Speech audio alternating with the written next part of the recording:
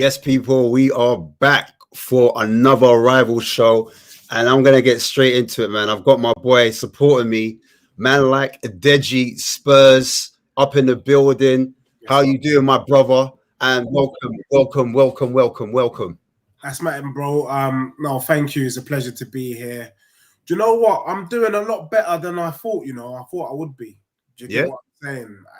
When I was looking at, we had pretty much a full team, 10 games in, and we've played the second half of the kind of first half with a depleted squad, and to find our club literally 6 points off the top. Mate, it just kind of just says to me that Postecoglou is the right person for the job. So, bro, I'm feeling good because Van der Ven players are coming back. Madders is coming back. Van der Ven's coming back. Bentancur gave us a Christmas present. Things are looking lively, and our rivals.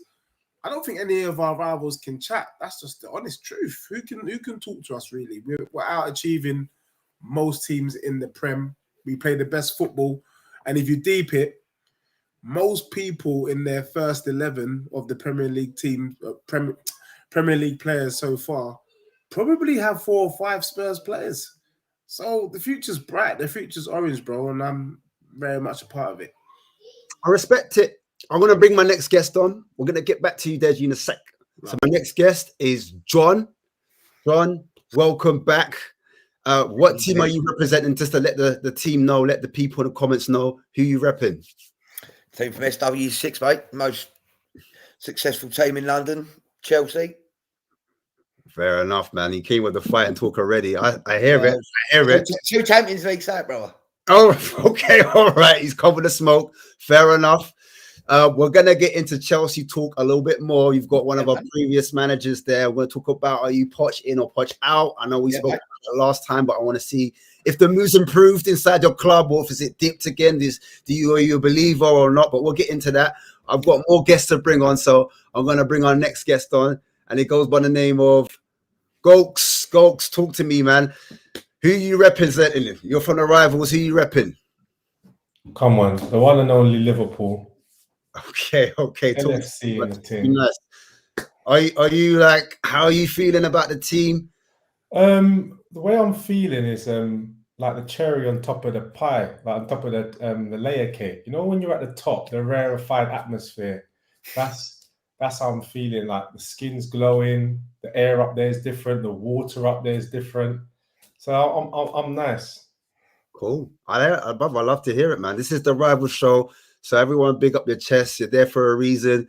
I'm going to bring my next guest on, and he goes by the name of Chinks. Chinks, talk to me, bro. How you doing? Happy New Year as well. What team are you repping? I'm a gooner, man. Thanks for having me again, man. Appreciate being there, man. Every time. Bless up, man. Cool. And how are you? How is your mood at the moment? Obviously, you was on top of Christmas. I know. It's Just coming over a week later, and say below Villa. You're gonna win the league. Am I right in saying that? Is that what you were saying before that? Yeah. I actually did say that. Fair enough. We're gonna get into it. So I'm gonna hold you there, man. Well, obviously, this is a Spurs channel. It's cool rivals, so we do talk about other clubs here. But I just want to bring a little bit of Spurs talk first and just get you guys' opinion on that particular subject, because obviously a lot of Spurs fans think, you know, we've got a good manager in Postecoglou. We're not doing too bad. But I want to know, can Spurs finish above Arsenal? And I'm going to start with, who should I start with? Deji. Why not? Deji. With me, please, bro, because I came out recently in public. Someone asked me whether do I think Tottenham would finish above Aston Villa or Newcastle, and I had to just laugh it off and say to him, don't talk to me about Arsenal, Newcastle. The team you need to be asking me about is Arsenal. Will Tottenham finish above Arsenal? Of course we will, and I explain why. We are 1 point behind Arsenal. We've had a lot of some of it is self-inflicted. We've had a lot of suspensions. We've had a lot of injuries. But when you break it down, we've had 10 or 12 players out. If Arsenal had the amount of players that we've had missing, we wouldn't even be having this conversation. Them man would be 8th, 9th, maybe even 10th in the Prem. And Postecoglou has shown that he can squeeze every single juice out of even our fringe players or squad players. And the way things are looking, I really do think Tottenham will, because with Madders coming back, Van de Ven coming back, Romero's going to come back, and the 1-2 signings that we're going to do in January, the future really is bright. Now, the issue for Arsenal, and I'm looking at my brother here, Chinks, because he knows what I'm talking about. Your manager, unfortunately for you, my bro, is a bit too creative. You know, he thinks he's the genie in the bottle. Do you get me? Like Christina Aguilera. And the reason why I'm saying that is he thinks he can produce miracles, in the sense he brought in Kai Havertz because he thought he could do something with him, but we've seen that Kai Havertz hasn't really changed. The leopard doesn't change its spots. And then he got creative with Partey playing him right back. Now, as long as Arteta stays creative and he stays in a job at Arsenal, they will continue to go down, down, and down. The other thing is, Arsenal fans now know that their team overachieved, because I'm seeing Arsenal fans shaking their bum violently about Punch, who is at right back. They now realise that these are average players. They're not Punch? great. Punch is Ben White. He looks like Punch from Punch and Judy. Oh, okay, my bad. Zinchenko. We've got Havertz. We've got Nketiah. We've got Jesus. None of these men are really doing anything. So for that reason, and for that reason alone, I'm pretty certain Spurs will finish above Arsenal.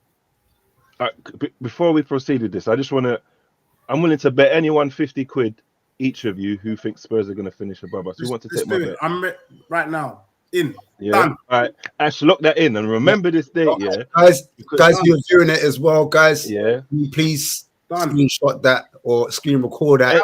Anyone else want to take the bet? I got, how much of us? 250. What's that? 250. I got 250 out. Anyone else want to take that bet?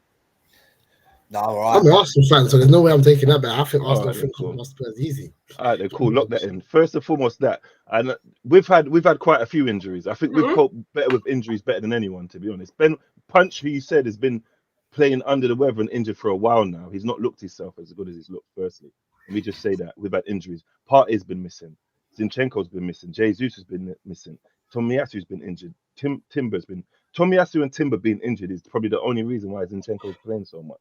Like we've had a lot of injuries. Just because we've made it look like we ain't had any, it doesn't mean we haven't had any. First and foremost, that's one thing.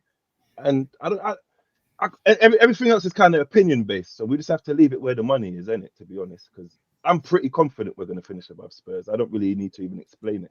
From what I've been seeing recently, from how shallow your squad is, I don't see you finishing above us at all. Can I just ask a question? In the Premier League 11, how many of your players get into the Premier League team of the season so far?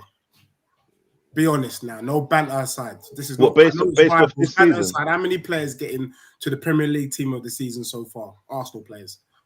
Based off what? Based off this season, you mean? Based off the season so far, yeah, my bro. Okay, then.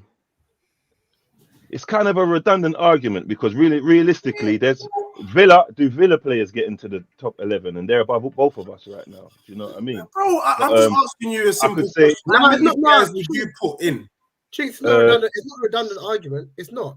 But you should answer the question.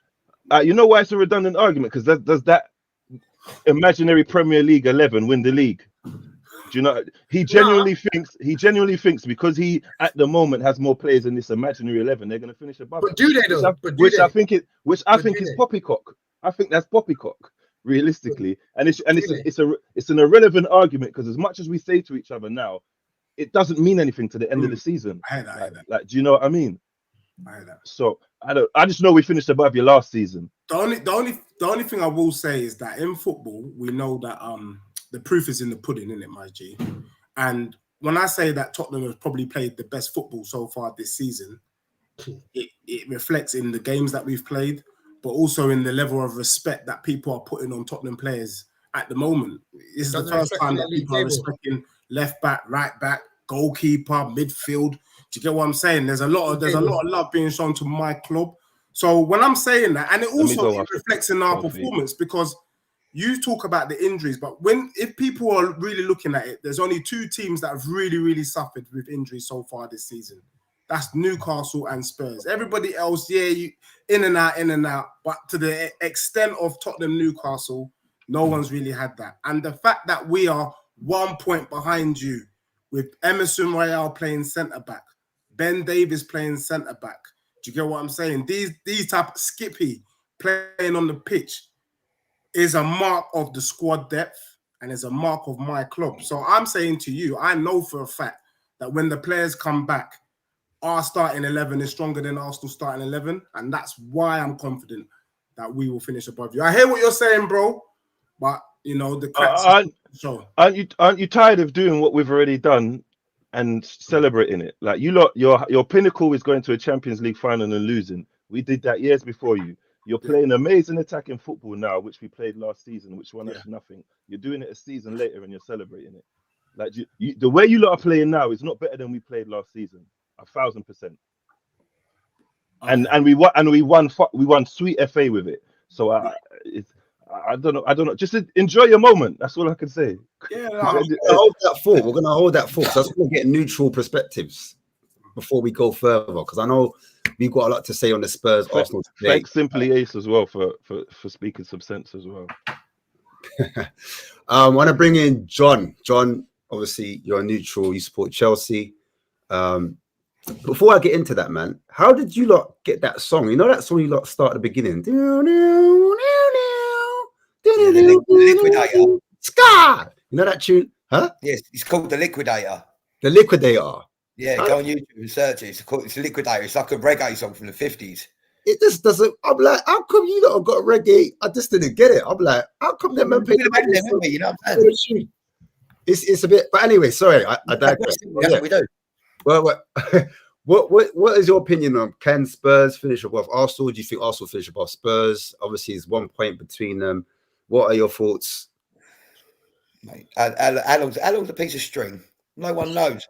No one thought Tottenham were going to lose two of their key players in 25 minutes against Chelsea. Anything could happen. Arsenal could lose Saliba and Gabriel Magalhaes in the next 2 games, and then Arsenal credentials are out the window pretty much. You've got to take it as it is. Both teams stormed off, literally sprinted out the blocks.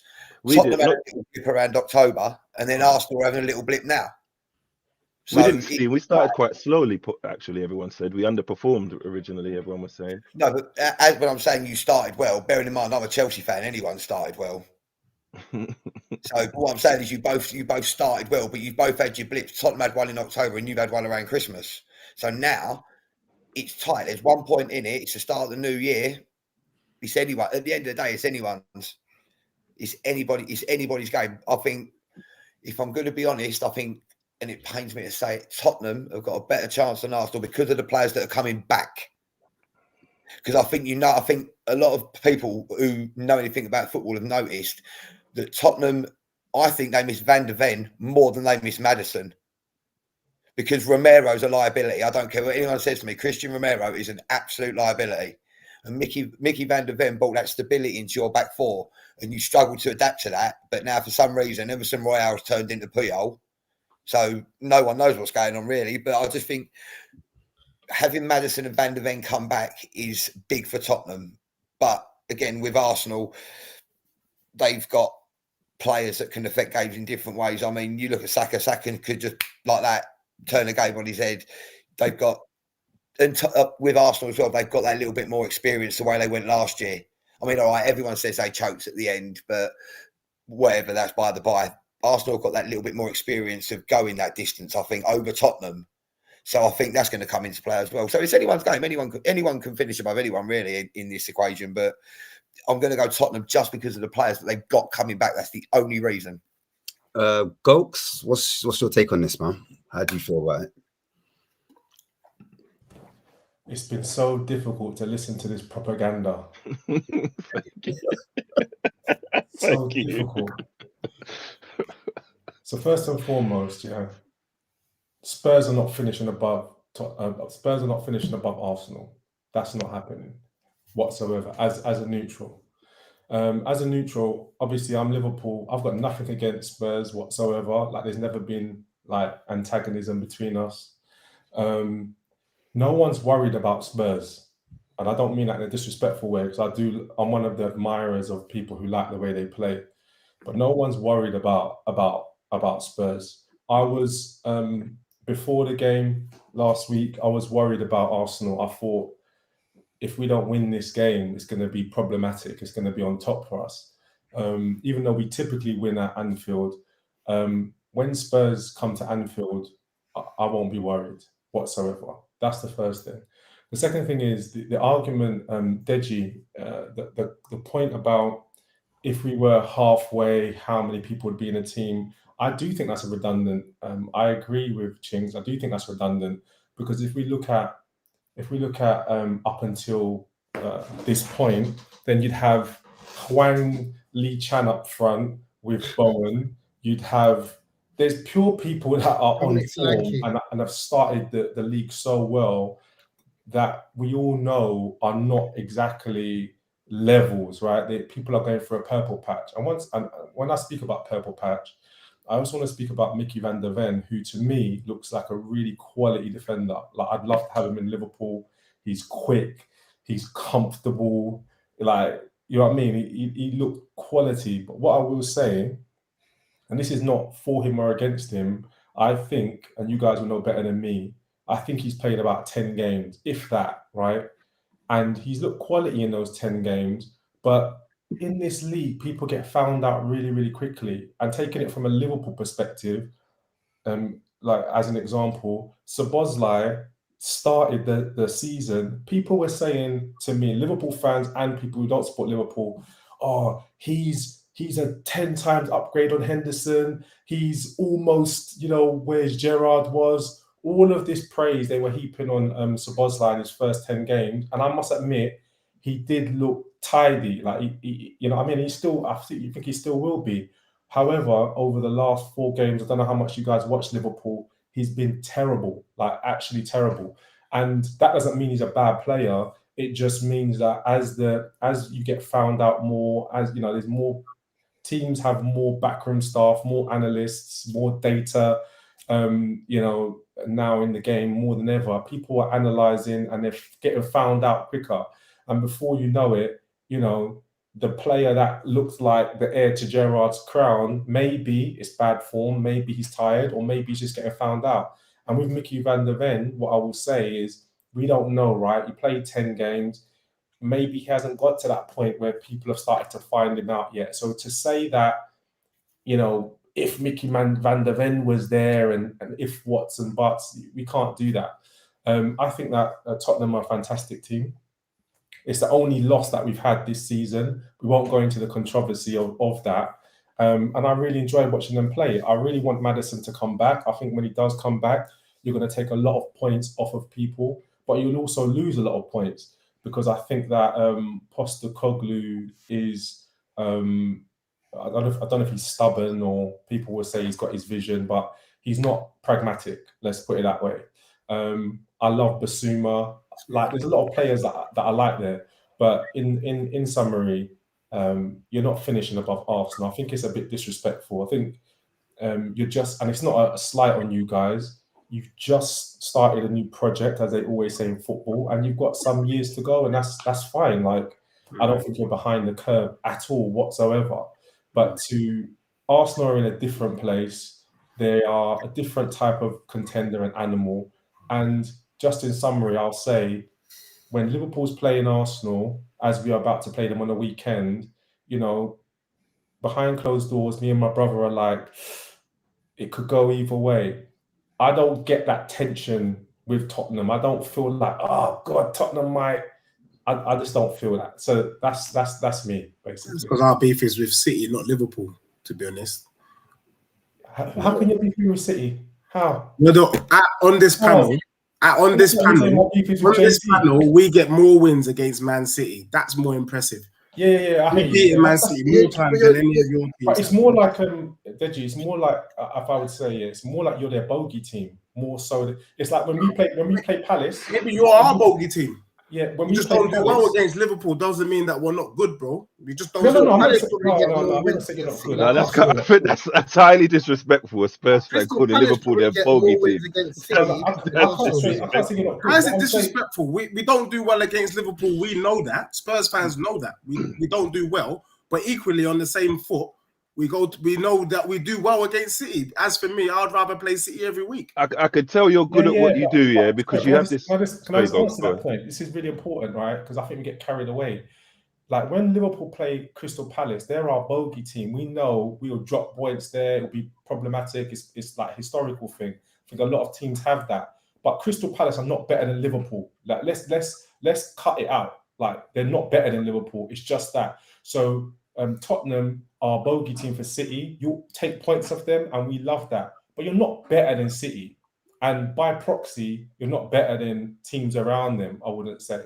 But I like Tottenham. Like, I don't want to come and talk smack like you guys are crap or what. I'm not saying that. I'm just saying that, you know, like you're not there yet, in my view. But that's my opinion. I respect that. I mean, it's an opinion show. So one thing that's got to be taken into consideration as well is the AFCON's coming up. So now in the Asia Cup, Tottenham lose Son, they lose Basuma, they lose Sarr. How many do Arsenal lose? Arsenal lose Tommy Asu, who's probably second choice right back. You've got to take that into consideration as well. You've got the AFCON and the Asian Cup coming up. You know what's mad? I'm so confident I don't even care. They could have all their players and we could lose ours and I'll still be confident, to be honest. And just to highlight something like bogey team, yeah, because maybe I don't know what bogey team means. Bogey teams is a team that's not on your level who take points from, you know. Or is that the wrong interpretation? Absolutely correct, 100%. So there's no way Spurs can say Liverpool are their bogey team. No way. No, what I was trying to say to my brother is that he's saying he don't fear Spurs, he fears Arsenal. Yeah, that's because Liverpool and Arsenal got something going on. You don't need to fear Spurs. And on the same foot, Man City fans, whether you like it or not, they fear playing Spurs. So I take your point that maybe Liverpool fans, when they see Tottenham coming up, it don't really bother them because it looks like an easy 3 points. But there's other teams that Tottenham play that they are very fearful, namely Man City. So I hear that, and so I respect the fact that you're giving Arsenal respect. I'm respecting the fact that in the last 7 years, Arsenal finished above Spurs once, and we're giving them this thing where you think like they're doing something because they had a good season last season. I'm going to respect that. But the proof being in the pudding is, can Arsenal finish second or first this season? That's the question. My personal opinion, Ashmatic is going to ask us later in the show. I know where I think Arsenal's going to finish. I'm pretty sure of it, and hence why I can shake my bum the way I'm shaking it tonight. So, but why is it relevant to bring up that you've finished above us 6 times? Because I said let me finish my point quickly. Were doing a Leicester. Cool. I said that last season you man were doing the Leicester, and I'm waiting to be proved wrong. You done something very excellent. You mentioned that thing about how much times you finished above us, and then that was like an achievement for you. And then within that you mentioned us finishing second or first. So why was that never necessary when you finished above us? But now for you to respect anything we do this season, second or first. The thing is, bro, honestly, because I tried to stay consistent. Last season, I publicly said that I thought Arsenal were Leicester in disguise. You lot were Leicester with a red shirt on. And so for me, you were having an exceptional season where average players were playing out of their skin. This season is an opportunity for you to show me, as per my brother, the Liverpool fan, was saying, that you man are legit. That's what we're waiting for. For you to be legit, you have to equal or better than what you did last season. Anything below that is a flop, in my opinion. Do you get what I'm saying? So I think your team cannot perform the same way as last year. And to be fair, bro, let's be real. You know, Martinelli, Saka, you know, Starboy, who was shaking our bum for, they're not really cutting the mustard the way they were last season. I get it, Christmas and the turkey and all that. So let's give them time and let's see what happens at this time of in the season now. I'm going to bring Wolfie in quick. I'll let you get back. Sorry, go on. Let Chinks finish. Let Chinks go on, finish. So for us to be legit, we have to finish second or first this season. But yet you were referring to yourself 6 out of the last 7 being legit when you finished in neither of those positions, and your whole thing to champion yourself was finishing above us. You see how the goalposts are different for question clubs with different statures, though. You see how the goalposts are different. I hear you, but the question was, will Tottenham finish above Arsenal? But we got past that, though. We got past that, though. The whole thing was you referred to the 6 times you finished above us. Do you get what I mean? And that was like something that was relevant. But now for us to be cast as relevant and you respect anything for us to do, we have to finish second or first. Can you see how those two things don't align and how you have a bias for your own club and what you do and not for us? I'm not gonna lie to you, bro. I love my club. It's the truth, bro. It's a bias though, because I'm honest. I've heard you say plenty of stuff that seems a bit like Saka and Martinelli. There's different things. There's tactical. There's our whole midfield's been changed. There's plenty of explanations for stuff like this. But even with all these things removed, I still think that those players walk into your team. No, they don't. Opinion. Statistically, they do though. The only positive thing that we can take from this, they do though. Like, I'll jump in now. Sorry, I've got to jump in. I don't know. Like, for me, there's lots of players that Arsenal have in the midfield. Ødegaard being one of them that just looks a bit, it doesn't look the same. And I don't know if it's him to blame or if it's for Arteta to blame. But either way, something's not right. Rice has come in and he's done well. But for me personally, if I'm having a midfielder, he needs to be able to break those lines. If that makes sense. He is a progressive passer. So statistically, you can say Rice is the best player because he progresses the ball the most. Like, you're wrong there. When you watch, you're wrong. You're wrong. He's not statistically. What was that? He's not statistically a progressive passer. That is not his game at all. All right. But I'm just saying, he doesn't always pass it backwards or sideways. He does pass it forward, right? Why do you not like to judge? Why do you not like to judge fishes by how they fly? Why do you always do that? Because nothing about midfielders getting into Spurs' midfield. So I'm just saying. I said Saka and Martinelli walk into your team. I was very specific. Let's be clear. Just about those two. No, but they're just gonna do a debate about what he's just done. So let's just confirm some things that are undeniable before we entertain. So Chinks, can I just pick out some clarity? And then I want to hear Ashley's view. Yeah, go on. Get to finish. And Kofi, I know you haven't spoke yet. Sorry. I need to be really clear about what I'm sitting in on here. Go for it. Are you saying to me that Martinelli's better than Son? Is that what you're trying to say? Chinks to you. Oh, sorry, me. Sorry, what did you say? Are you trying to say that Martinelli is better than Son? Is that what you're trying to say? Don't Son play up top? No. Richarlison plays up top. So you're saying that Saka and Martinelli walk into the team. I want to understand what I'm listening to. But Martinelli's better than Son, is he? Maybe I meant as in Son playing up top and Martinelli left and Saka to the right. Can I answer that question? But you see how I'm not biased though, because I can't. For me, arguing that point would be stupidness because we both know that's what I want to clarify. Son on the left outdoes everything Martinelli does. The way I position. Sorry, Kofi, go on.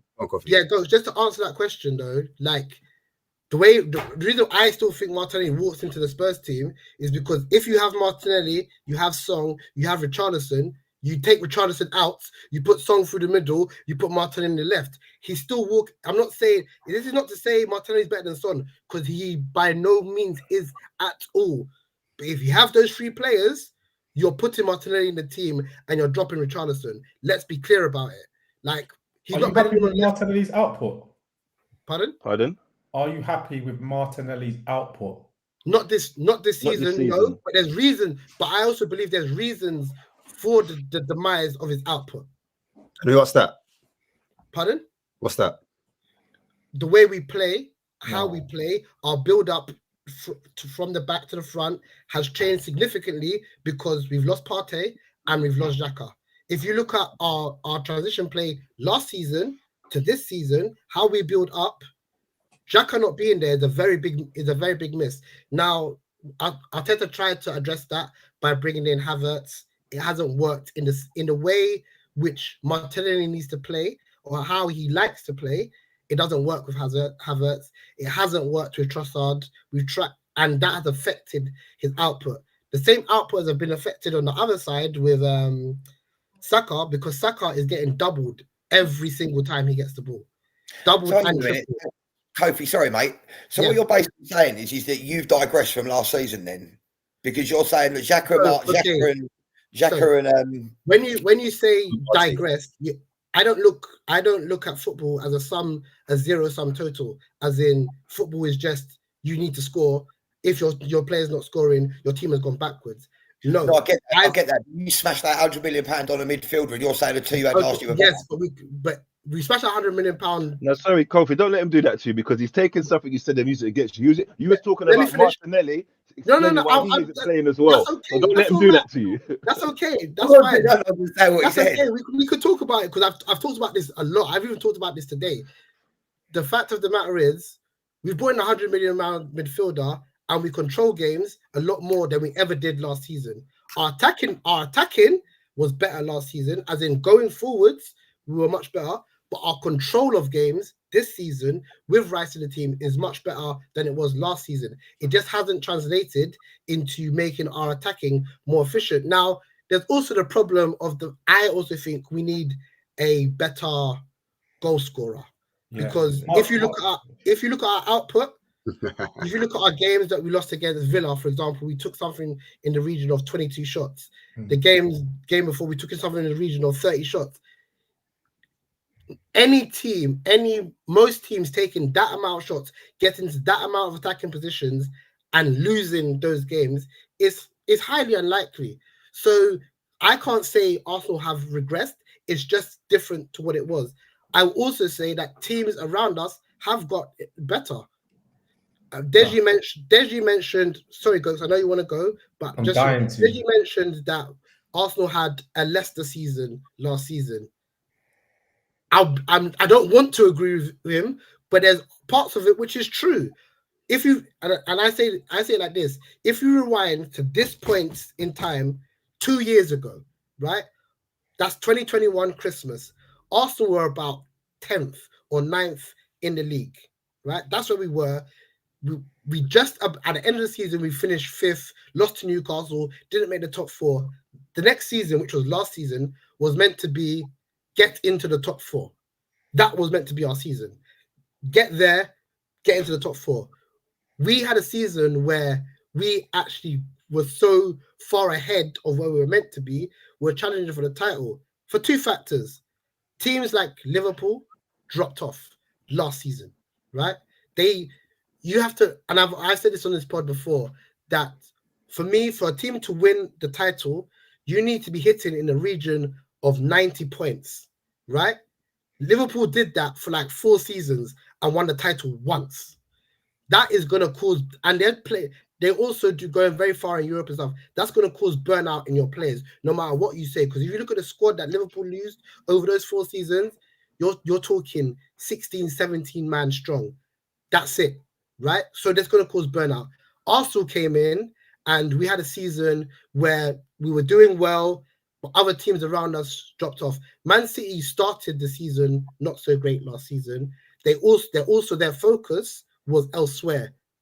They only really kicked into gear to win the title after the Christmas break. I'll talk about maybe February, March is when they said, all right, we've got this far in Europe. We can see where we're going, the FA Cup. Let's go and now win this title. So in totality, I think Arsenal did have sort of a Leicester season last season, but that has meant, even though we did have that kind of season, it still means I don't still think that means there should be a drop off this season.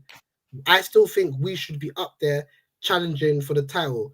I know the question at the bottom is, are Arsenal's title hopes over? I always thought Arsenal could challenge for the title. I don't think we have enough to win it. I think the teams that have enough to win the title are City and Pool, for the sheer fact that they have players that have been there before and they have managers who know how to win the title.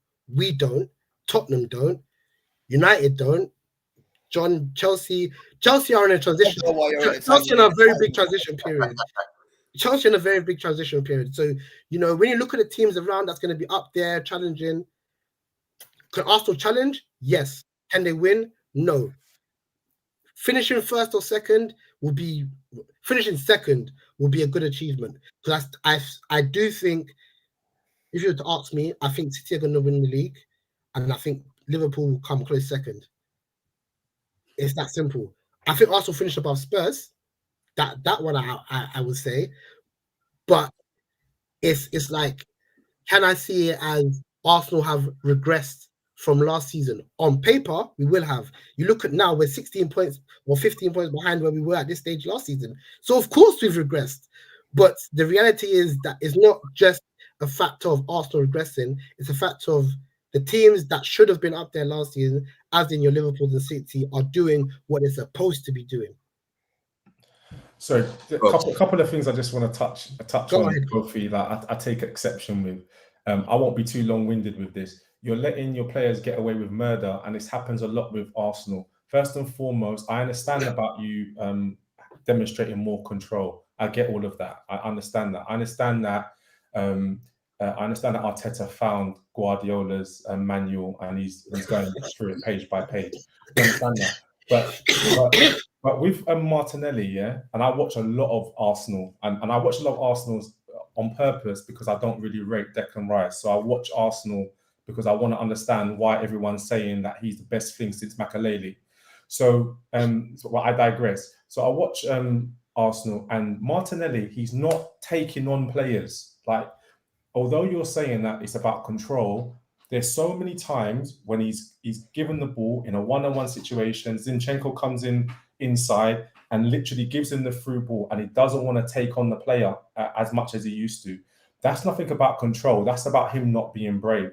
Saka has to understand that he's a big player. He's going to get double teamed, just like Salah's been getting double teamed for the last 6 years. Like, he had a breakout year, his first year. We'll give him that. And after that, he was getting double teamed every single team we come up against. You have to find ways around that. That's unacceptable. I'm not having that. The other thing I'm not having is that last season was we were a Leicester version. You spent money. You spent. Bro. Back to manager. Hold on, because Arsenal fans tell me, and I haven't got smoke for Arsenal, but I'm just saying this. Arsenal fans told me that Arteta won a FA Cup in his first season, and he's the best thing since Alex Ferguson. That's what Arsenal fans are telling me. Come on, man. But there's suicides who preach Islam. You can't quote them, man. Come on, bro. You know what you're doing. You know what you're doing. Every fan base has idiots. If that's the case, I'm not saying he should have won it in his first season, but it's unacceptable in his third season in charge when he's been backed heavily with his players, his money, yeah, and not only money and players, right? I'm looking at the whole thing, because you say, Kofi, that you look at football holistically. He was backed when he came up against big players like Aubameyang and all of these things. He was backed in so many ways. This man has to start to deliver, and you are letting him get away with murder. You let your players get away with murder, and you let your manager get away with murder. And now what I'm hearing from you is, if we finish second or third, that's okay. It's not okay. You spent almost 700 million, or not 700 million, almost $500 million you spent, yeah, without having to sell players necessarily. It's unacceptable. And the last bullet point I really want to hit is the legacy of Xhaka, right? When Xhaka was there, Arsenal fans far and wide told me that he was Mr. Yellow Card. He's Mr. Yellow Card. He's a liability. He gives away free kicks. He gives away fouls. He's got no discipline. Now he's gone. All of a sudden, he's the missing piece of the puzzle. We're deliberately taking stuff out of context just for our narratives. Coach, I'll reply to a couple of your things. I'll let someone else go. Yeah, the first thing about Xhaka, right? There's two things you said, and you're saying Arsenal fans have said them, right? The first one is Arteta winning the FA Cup in his first season. He won 2 games. Roberto Di Matteo won the Champions League. Thank you. It's a fantastic point. I've never been one of those guys that have said, "Oh, Arteta won it in his first season." He won 2 games. Literally, that's what happened. Okay. The talk about Xhaka, I'm probably one of the few Arsenal fans that always said Xhaka is a good player, because he was never played in the position where he could showcase his talents. He was played as a 6. Clearly, he's not that. It's very clear for everyone to see the season he played as a left-sided 8. He had a very good season, so he wasn't a 6. Okay, it is what it is. Yes, he got yellow cards. Yes, there were times where most of the fan base turned against him. I wasn't one of those people, right? So it's easy to say of Arsenal fans and Xhaka's legacy. I think Xhaka was a good player. Also, the Martinelli thing, when you say he doesn't take on players as he used to last season, I'll disagree with you. I think he does take on players. I think he still takes on players to this day. His output hasn't been the same. I'll give you that. Of course, it's clear for everyone to see. But to say he doesn't, I don't think that's very fair. Lastly, just one last thing before I turn it over, because I know I've talked a lot. You mentioned Salah and Saka and Salah being double teamed, and I agree with you. I really do. But what I will say is that at Liverpool, teams had another player to worry about who had a deadly delivery in Trent, right? At Arsenal, you don't really have that. You have Ben White, okay? You know, if you double Saka, the output from Ben White is not going to be the same as the output from Saka, where you could argue that what Trent can give you, he might not score a lot, but he can put in balls that your other forwards can score from. Ben White is not giving you that. So there's always new. What I'm trying to point out is that a direct comparison, you also have to factor in the nuances around the players to do that kind of direct comparison. You can't just take. It's not really comparing apples and apples. Not really. And that's my note. Sorry. Cool. I just wanted to ask quickly as well, because I know Chinks, you were a big advocate of Arsenal winning the league. I don't know, is it over, or are Arsenal fans being overreactionary, or has Arteta got it wrong this time? I think everyone's being overreactionary, to be honest. Like we've had bad performances for quite a while. Like our squad's mad depleted. We're playing Zinchenko, as we know. He plays a few games. His calf goes. We're missing Partey. We're missing Timber and Tomiyasu, the two players who would fill in at the back for us. Do you know what I mean? And of course, obviously, it doesn't look as good as it did when I did say we would win. And that was just. I have to defend my team. I have to back my team based off what I saw last season. I don't think we're a Leicester. I personally rate Arteta because the way that people speak about us from finishing behind Spurs 6 times out of the last 7 to how they talk about us last season, I appreciate stuff like that because I'm a man. If we lose, I don't even want to watch football. I've had to get into boxing and other sports because it's been so dire for me recently. Do you know what I mean? So now that I can come here and watch football with chest, that means a lot to me. And this whole it was only 2 games thing, there was everything you win is a game. That's like do you know what I mean? Losing games or not winning games. What does that mean? There's managers who have not won those games. Because if let's say for example, someone in the comments just said, what have Arsenal won in the last 5 years? I was almost quiet there thinking nothing, but then I was like, hold on, no, Arteta's won stuff. So it's like, which is very important when people try and make very narrative based statements. Like, do you get what I'm saying? And the whole thing about back to Martinelli, sorry, because I didn't get my spill on this.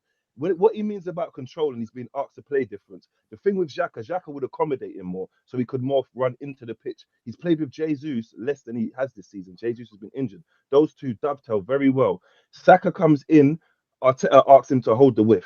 He asks Martinelli to hold the width. If you watch where we play, he's wide left all the time. He's not darting into the box as much because he wants more control. Arteta doesn't like being caught on the break. He played gung-ho football last season. We blew teams out the waters, and at the end of the season, we won nothing. We've played more control this season. We haven't been at our best, and we've still done well and was at the top of the league for a very good amount of time underperforming. So saying that it's not control when it seems like if a player's done something previously and he's not doing it no more, does that not seem like tactical instruction?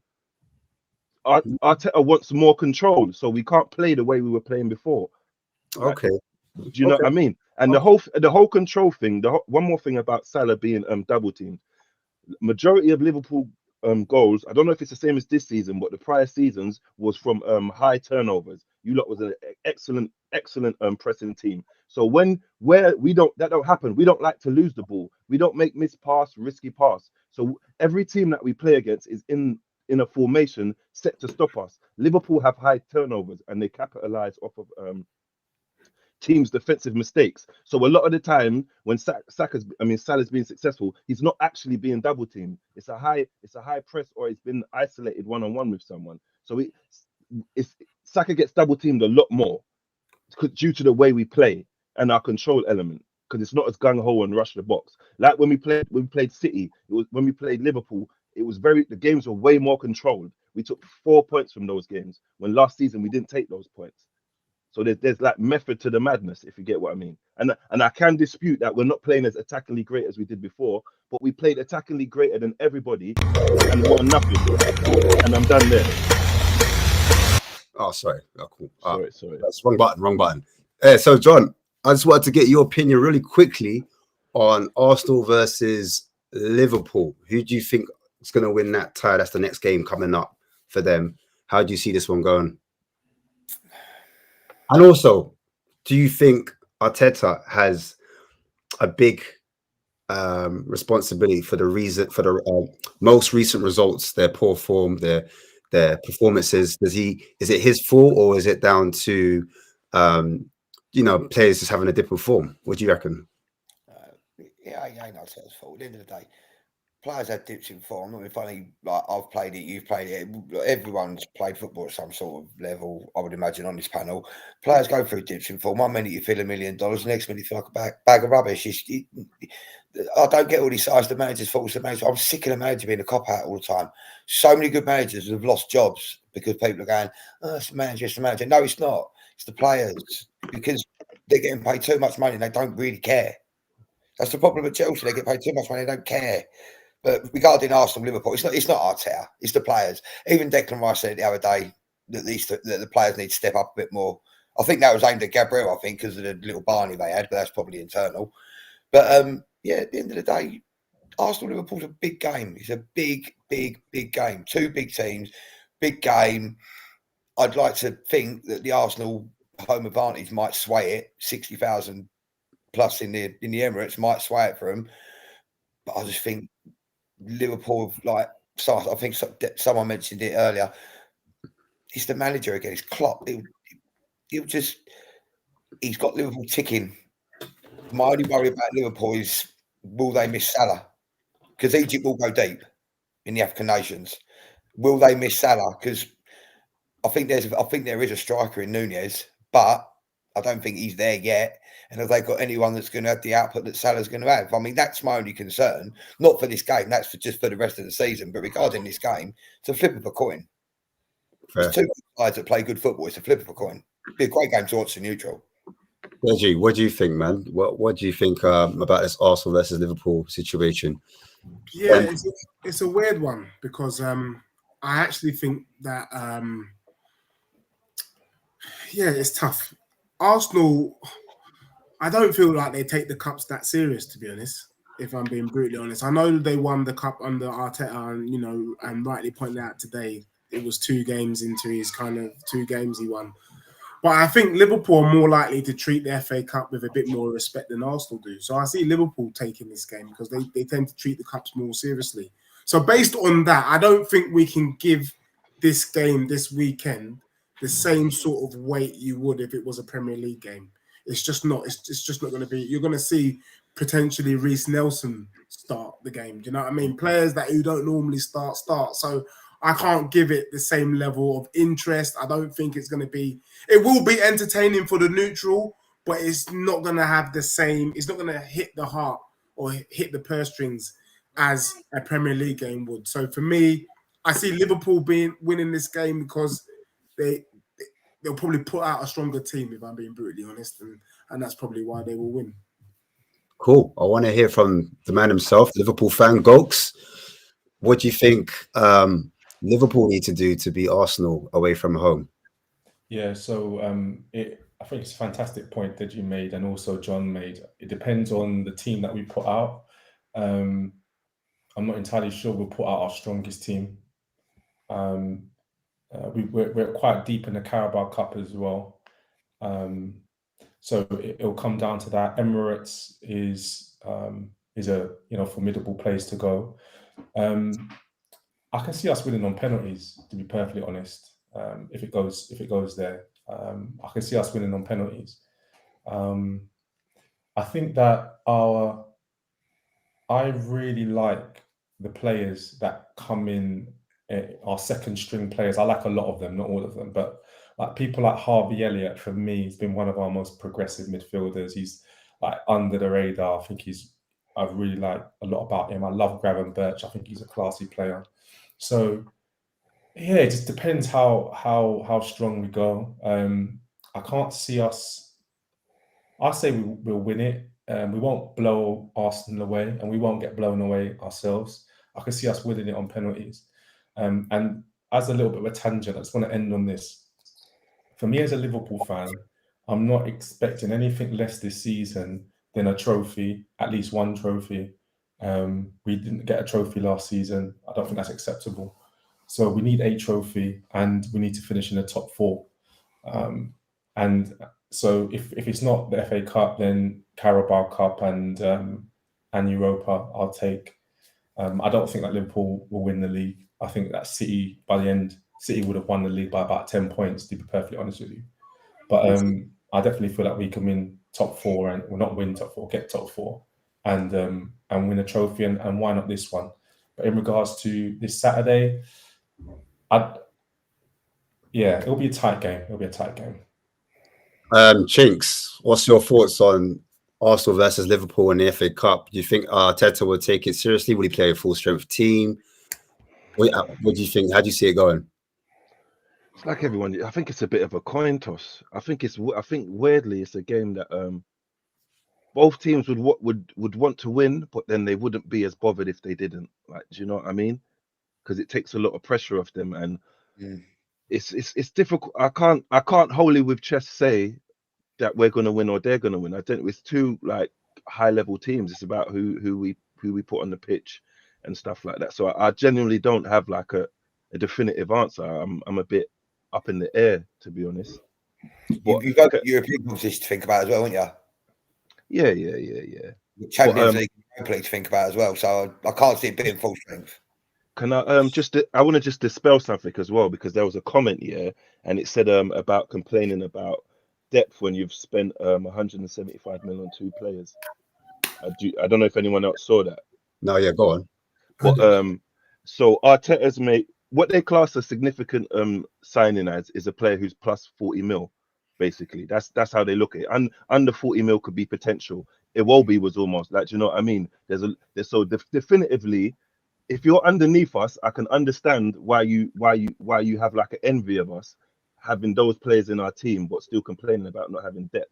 Because if you Klopp and Guardiola have spent between 3 and 4 times more on players of 40 mil and upwards. Let me finish my spell. 1, 2, 3, 4, 5. No, it's nothing to do with Liverpool. It's about the fans. It's about the fans. No, but I'm just because I said I want to talk about a comment. So I just want to talk about something, because obviously if you're underneath us and you can't spend 175 million on a player, you won't understand why I'm complaining. But when the teams above you who you're battling have spent that 4 and 3 times over, you can understand why we would complain about it. Do you get what I'm saying? Does that make sense to everyone? Yeah. Not really, bro. Not really. Kind of. I understand, but I would come at it from a different angle. The market is the market. The money you spend, like, look, come on, you've got to look, like you said, Iwobi went for what, 42 million pounds. Do we really think Iwobi the 42 million pound player? Let's be real here. Exactly. Like, the market is the market. Whatever we're gonna get charged, we all can sit here and say we know about stuff like the English tax and all this kind of stuff that gets added onto players. Why do we do this when it comes to Arsenal? Goats just said Liverpool are amazing at the moment. He just said even he's looking for top 4 and probably City will win. Why do they say that? Wait. Why are they saying that? They have fucking how much money have they fucking spent on players? How much depth do they have? How much times have they looked shaky and got it together? So we can't dispel that point when the team we're champion at the top, who's won 5 out of the last 6, has spent more money and has more depth than everyone. And then when it comes to us, we're making some next argument about it. I agree with you. I would say I would look at it differently. I agree with what you're saying, though. People talking about how much money has been spent, I think it's just bollocks. No, it's not bollocks. It's not bollocks. It is though. It's the market is the market. It's not bollocks. No. Hold on a minute. This is the thing, right? We all support teams where we would love our owners to spend money, right? And there is a correlation. Not always. Not me, John will tell you. 1 minute. John will tell you. It's not always, but typically it's a correlation between how much money you spend and what you attain, because good players cost money. So when someone turns around to you and says, when someone turns around to you and says you've spent X amount of money, we want to see a return on investment. And in football terms, return on investment means trophies. It means being placed higher. Now, if you spend money and you don't get a return, like any business, we're going to turn around and point it out. We're not saying money shouldn't be spent, but you've gone out there. Arteta's been heavily backed. It's unacceptable in my eyes for a manager to get that obscene amount of spend power and then to turn around and say, well, you know, if we get top 4 and nothing else, it's unacceptable. That's the point we're making. We don't put the same pressure. Hold on, we don't put the same pressure. You just You know what I mean? You just said Liverpool should get a trophy and top 4, and that's acceptable. But you spent money too. Like, what are we doing here? But you spent more. This is what I'm trying to say. No, we haven't. Arteta spent less than both City and Liverpool's managers. Bro. So theoretically, based on that premise of what you just said, we should be third. So we're punching it. All right. So listen. Klopp's been there longer. The last 4 years, you've had more money, and also with Liverpool, with not just Liverpool, but teams like Liverpool, you have to sell to spend, right? It's about net. You guys are being able to spend, and you're not even necessarily having to sell your best players. You don't have to sell Coutinho and sell whoever to get your bigger players. You don't need to do that. What we're doing is we're selling players. We're selling midfielders like Fabinho and like Henderson, who maybe you guys don't rate. We're selling them in order to buy, and that is very difficult. We don't have a rich father somewhere who's just pumping into the club. And by the way, that's not even a criticism. There's nothing wrong with that. I'd love to be in that position. All I'm saying is, when you are in that position where no one says to you, in order to buy, we need to sell Saka and we need to sell Martinelli. That's how we're going to get you Declan Rice. He's in that position where no one said that to him. He got rid of the players he didn't want, and he kept his stars. So therefore, we want to see some return. That's all I'm saying. So at what point in your timeline did you have to sell a player the likes of Saka or Martinelli to buy? The likes immediately. Fantastic question. Coutinho. In Klopp's first season, we had to sell Coutinho, and Coutinho was our best player. You can't deny that. We sold Coutinho to Barcelona. We sold Coutinho to Barcelona for 125, and then we went and bought Van Dijk, and we bought another player. It was immediate. Klopp's never had, and this is, let's not even go into that because it's irrelevant. What I'm trying to say is, to answer your question directly, we had to sell our best player. No one has gone to Arteta and said, you've got to sell Saka, and we also want your defender. Got out of my mind. Saliba, who's a baller. We want Saliba and Martinelli. Then you can get Declan Rice. No one's saying that to you. So, and that's good. That's good for you guys. That's good. I'd love to be in that position. So if that is the situation, we want to see some return. Don't turn around and say, well, everyone's got money. Everyone's got money, because that's not what we're saying, though. That's not what we're saying, though. There's also the point of the fact that there was a very long period of time where Arsenal weren't spending money because we had just got our stadium, so we had to finish off. That's so long ago, Kofi, though. No, but it's a timeline, though. It's not. You can't say it's not that long ago, and it's also a timeline. There was always going to be. Let me finish. There's always going to be a point in time where Arsenal were going to be in the position to spend money. We're always going to be in that point of time. Saka is homegrown. Martinelli was bought for peanuts, right? He was bought for peanuts. So we are now at the point in time where we can spend money. But at the point in time where we can spend money, everybody can spend money. You look around the league, everyone that wants to challenge for a title can go and spend money if they want. No, they cannot, bro. No, they cannot. Even Man United, we don't have Man United supporters here. Man United who traditionally gone out and bought big money, Schweinsteiger, big money on this player. They can't go out. Can and want to. There's a difference. No, they can't. They can't, bro, because there's things called financial fair play. There's things called debt. Man United can't go out and get Mbappe. Like they can't, and they're the biggest club, one of the biggest clubs in the world. I'd argue the biggest English club. Things have changed, but it's not even about that. You make a fantastic point, Kofi, yeah, and I'm going to let someone else speak after that. The times when you had to scrimp and scrape, yeah, like you had to sell Van Persie to your nearest rival, which was a madness, yeah, just to buy some other players like Flamini and these players. That time you had one of the greatest managers in English history. His name was Arsene Wenger, and you treated him like dirt. And you treated him like dirt. And you know what he did? Week in, week out, year in, year out, top four. And then you guys were complaining, and we were all watching. You were complaining and holding up banners about this man who was scrimping and scraping like Klopp is doing now, like most managers are doing. The Klopp's not scrimping and saving. And now, listen, it's my last 10 seconds. Now you've got a manager who doesn't have to do that. Yeah, he's been given drop shipped money. He's not going through what Arsene Wenger had to go through. Yeah, when Mourinho was getting loads of money and other competitors were, and he was still competitive. He's not going through that, and you're saying it's acceptable for him not to be competitive at the top, not having it. Where did I say that? I didn't. Yeah, you're just taking it. There's no point where I said he shouldn't be competitive. There's no point. Okay. I said that City and Liverpool are better equipped to win the league. That's what I said. I didn't say he shouldn't be competitive. I said he should compete or he should challenge. But I think City and Liverpool are better, simpler, and you've got better managers. And we're all getting lost. This all started from someone said you complaining because you spent 175 million. All I'm saying is the people who are above us, typically who finish above us, have spent more than us, which no one can object to. Whether you have to scrimp, if you had to scrimp and save and you still spent more than us, you spent what does that mean? But you have everyone to above us. You're doing half the equation, but a coin comes with a head and a tails. You can't only talk about the head without talking about the tails. This is what I'm trying to say. If I sell Coutinho, to buy a player, I've made my team worse. It's different if I bought Coutinho and I've got Torres and I've got Suarez. It's a different scenario. You can't say everyone spends. Some people are selling to things. Don't you understand that?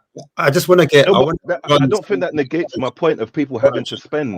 Hold on, chicks. Hold on a second. I just want to get. You get what I'm saying? I'm saying you have to spend. You're saying you have to. Like I'm saying you have to punch him in the face, and you're saying no, but you have to create an opening to punch him in the face. All I'm saying is you have to punch him in the face.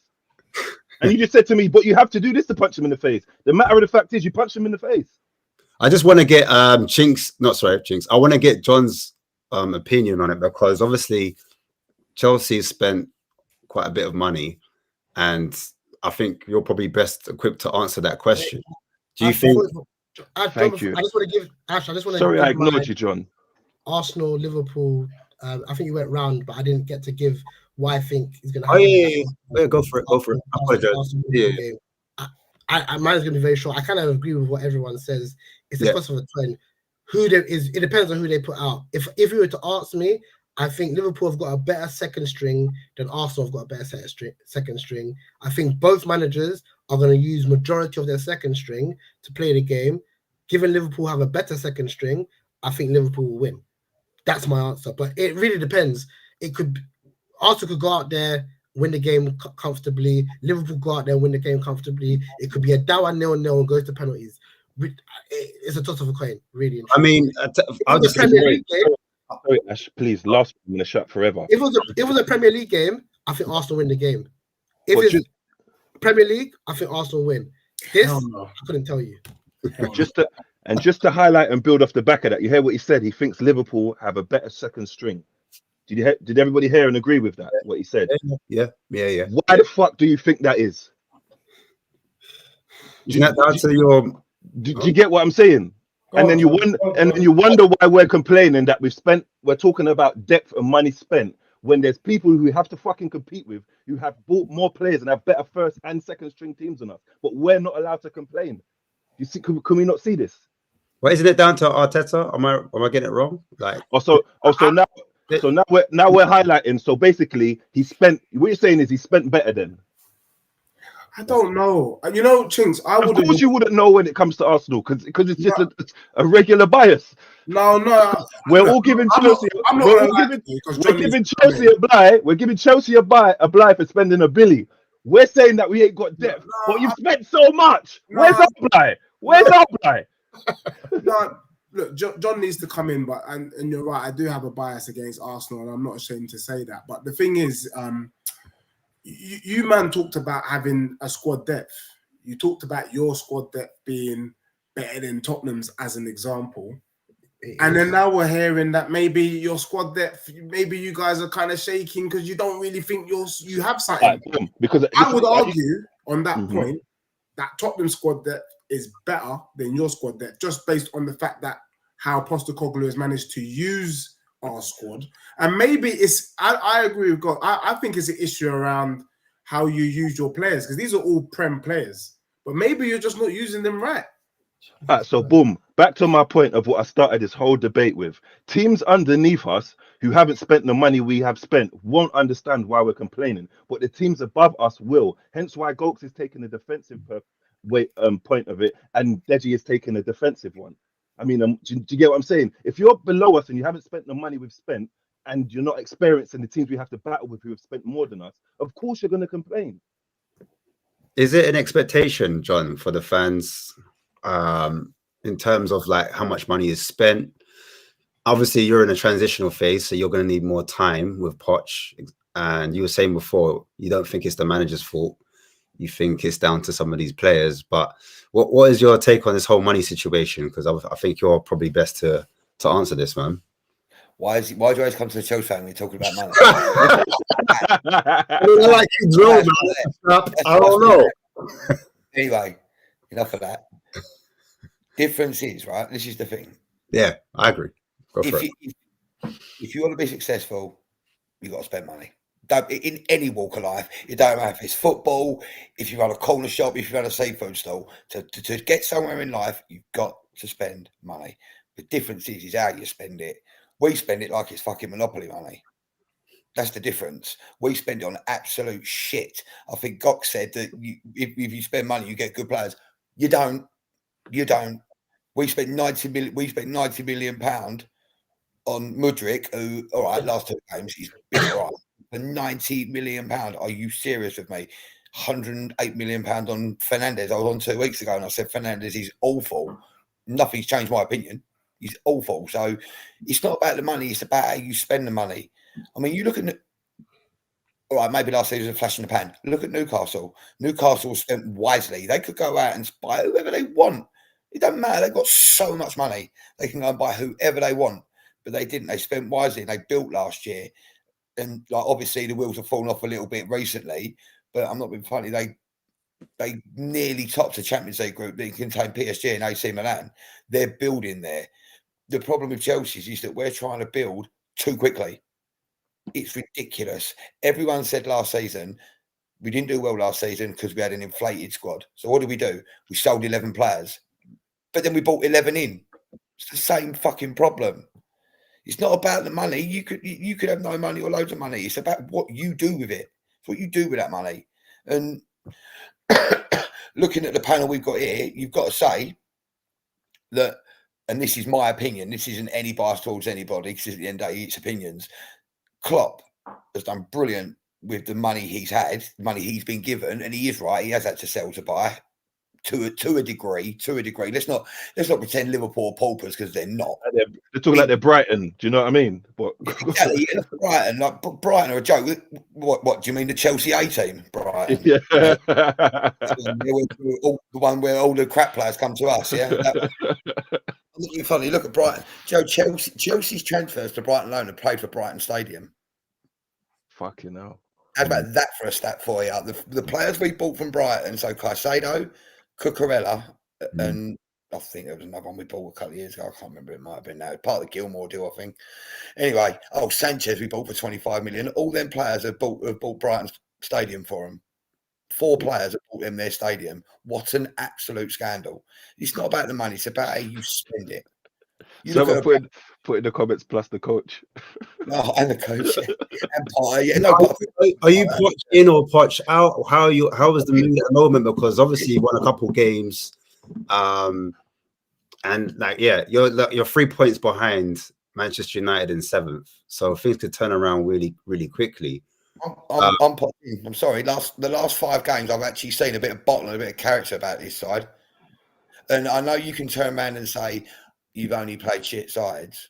We've been shit all season. So for us to go and beat Sheffield United, Luton, I'll take away the debacle on Christmas Eve because that was just an absolute scandal. I won't talk about that game because that was just an absolute. Do you play well against Luton? Do you think that performance was good? For an hour. But what we've got here, we've got a team that are so fragile. This team is such a fragile side. Literally, our back four is made of glass. It's ridiculous. For them to hold on for that last 20 minutes when Luton absolutely lobbed it at us just shows a bit of character, I think. We're showing a bit of character now. We're showing a bit of bottle. We showed a bit of bottle against Newcastle to get through to the semi against, we've got Borough, I think, in the semi of the Carabao. I expect us to be in that final. So I see reasons to be positive at Chelsea now, but what we've got to do, we've all got to sit back and take a bit of stock now and just be like, right, don't worry about spending any more money. Let's get the best out of the players that we've got. Because I guarantee you now, if Klopp, Postecoglou or Arteta have players like Jackson, Broja and various others that are dotted around the pitch, maybe even a Mudryk, I guarantee you now them 3 players will be a lot better under their managers. Now, that's not to knock Poch. Knocking Poch. I'm just saying he's not an elite level manager. When you get an elite level manager, you get elite level results. Oh, just hold you in that one. Hold on. Hold on. Just just a quick one. Do you think, because you talk about elite managers, do you think Arteta is elite in that way? And do you think he's getting the best out of his players? He's built a system that's different from last season. Last season they were a bit more rock and roll. This season they're a lot more controlled. Do you think Arteta is elite? No, I don't think Arteta's elite. I don't think Arteta's elite, and I don't think Postecoglou's elite. I think there's 2 elite managers in the Prem, and I think it's Klopp and Guardiola. You look at the CV. I think you look at it. I think there's only 3 or 4 elite managers in the world. You name me 4. You name me 5 elite managers in the world. You've got Mourinho, Klopp, Guardiola. I don't like that. What don't you like? It's a fact. I don't like that, John. Yeah, there's 4. I said 5. 1 minute. It's Conte. What? Conte? Ancelotti. He said Ancelotti. That's 4. Why are you not accepting Conte? I've said Conte about 4 times now. No, Conte's not elite. Conte, of course. No, Conte's not elite. He won the league in Italy with flicking. Oh man. He won the league. He won the league in Juventus. While Juventus were bribing everyone. Conte's one of the greatest managers ever. But anyway, best managers ever. Yeah, one of them. Yeah. If he's one of the best managers ever, how come he ain't getting out of Tottenham what Postecoglou got then? Sorry, say that again. Why couldn't Conte get out of Tottenham what Postecoglou can? And Tottenham had Kane at the time. Hold on, but you said that Mourinho was one of the best, and Mourinho couldn't win. Mourinho's got like 25 titles. Hold on. He didn't get out of Tottenham. Hold on. So if he's so good, we're not talking about Tottenham. We're talking about elite managers in general, wherever they've been. It's not about. So to answer your question, you asked me if Conte was so good, why didn't he get a tune out of Tottenham? And I'm saying to you that you named Mourinho, who I agree with, by the way. I agree with. Mourinho won a Champions League with fucking Inter Milan. That's a madness. So like he won it with Porto, that's even better. With Porto. That's a madness. So sorry, Gopes. Why is that a madness? He still couldn't get a tune out of Tottenham. So just because Conte couldn't get a tune doesn't mean that he's a bad manager. Conte, you should know, Chelsea supporter. He went to your gaff, right? Changed the entire system. I think he went to a back 3 in his first season and won the league. Went to a back in his first season because the players he had at his disposal could only play in the back 3. That's not true because he started out on a back 4. Yeah, and it didn't work. Which he didn't want to do. Exactly. So that's the genius of the man. Anyway, he won the league. Like not just won a cup, he won the league. Yeah, he won the league. And that's his first season. So that doesn't make him elite. He's won the Premier League once and he's won it 4 times. Then he went to Italy. And did it though. Then he went to Italy and did it. Yeah, but he done it with Juventus when they was bribing the Italian officials. So but before that, they hadn't won it for how long? probably about 4 or 5 years. Sorry, John, how many times has Klopp won the Premier League? Once. Okay. How many So times? he's How many won times he won the Bundesliga? How many times has he won in European a trophies? league that has 2 teams. Okay, that's amazing. But no, but what I'm saying is, So wait, what are we saying? Klopp, what are we saying? Klopp is an elite. He is, but he is easily. But No, but we're all acting like we can't jump on John. So we're all saying, are we all saying at the moment that Conte is like an elite manager? I hear about career-wise, but because we're acting like we don't get what John's saying, are we all saying at the moment Conte is an elite manager? Is that what we're all saying at the moment? We're not saying at the moment, because at the moment, so that's what John's argument is, though. Because you're bringing up history. Mourinho, then Mourinho's not an elite manager He won, at the moment. Then I think he is. Based on what? I think he is. What's he done? Based on what? Right now? On the 25 fucking trophies. And getting Man United, and getting Man U to second, getting to a final with Roma not too long ago. Is it right now we're talking about or your career? Which one? Are we talking about all over the place, bro? You're all over. We're talking about the trophy that Mourinho won last year with Roma. Did he win? Was it last year he won a trophy? Yeah. No. So there you go. We're talking about the Europa C or whatever. He won the Europa. What? He won it. We don't know what it is. He won it. People digging out Moyes for winning it. That's what Moyes won. Yeah, and Mourinho won it the year before. Sorry, the year before Mourinho won it. So what? Still a trophy. I'll take it if that's fine. Hold on. I think we're talking over each other. What I'm saying is, Chinks, you're all over the place. You're saying that, are we talking about today? So if we're talking about today, then I asked you, why is Mourinho a manager? And you're saying that he's done bits with Roma. He won. Yeah. He won the conference. I don't even know what it's called. Europa Conference. The same thing that this tournament that's brand new. That David Moyes won. That don't make him an elite manager. He's not an elite manager right now. His history to back him up does make him an elite manager. You just said history. Now you're saying back. You just said right now. Now you're saying history. Because you're not accepting the last trophy I said recently. So I'm taking it back to the history to further back up my point that he is an elite manager. I said Conte's a top manager, and then you said I said at the moment no. Which is what I think John is saying at the moment. Kofi, take over. At the end of the day, the bottom line of it is you get an elite manager. You get an elite performance. It's as simple as that. I don't care what anyone says to me. You want to win stuff, you got to spend money, and you've got to have someone up there who knows how to do it. So, John, Abramovich knew how to win. He knew what he had to do to win, and he made sure that he employed managers that won trophies. Now look at it. John, what's his name? Mourinho went to United, and he went to Spurs, and he did win something at United, to be fair. He won 2 things at United. He won a European Cup and he won the Carabao Cup, which is 2 more than the other Man United managers won. He did. That's fair. And then he went to Tottenham. And was 1 game away from winning something with him and got sacked. Yeah. Imagine if he'd have won that trophy. Alex Ferguson was 1 game away from the sack at Man United in 1989, and he won the FA Cup. And look what he done from there. Who's to say if Tottenham hadn't kept Mourinho on, he'd have won that cup final, and Tottenham would have gone and been Premier League leaders now. You can't say that. You can only speculate.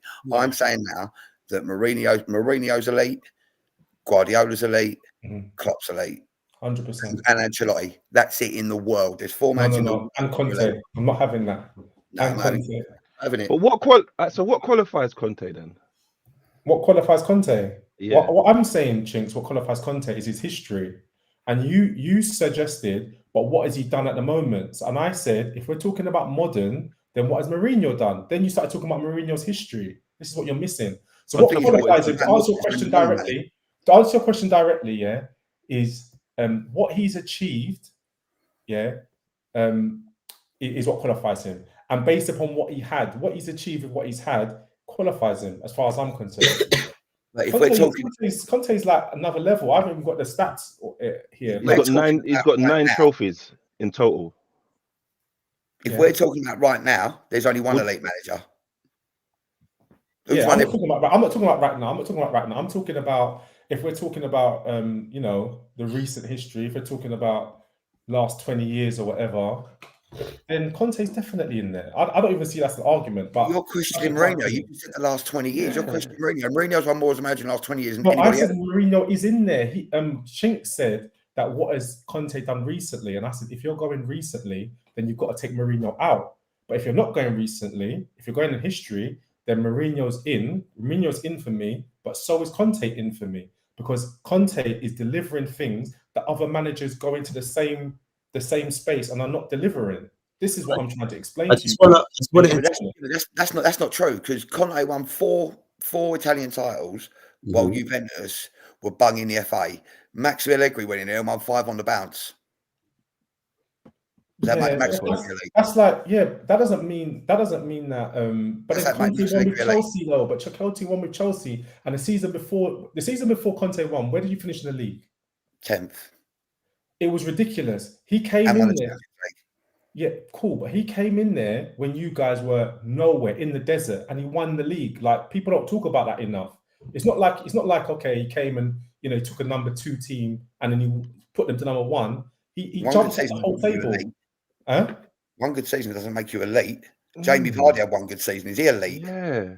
No, it's not one good season. If he just won that, if he just won that one thing on his own, he would be exceptional. He wouldn't be elite. But then you combine it with his other trophies. This is what I'm trying to explain to you guys. But we're going around in circles. He won them trophies when his chairman was bunging the league. They were throwing games. I don't agree with that. I don't agree with doing it for 4 years. I don't agree with that. There's no proof that he was that they were. There is proof. There is proof. For 4 years, there isn't proof. For 4 years, you're just arguing everything.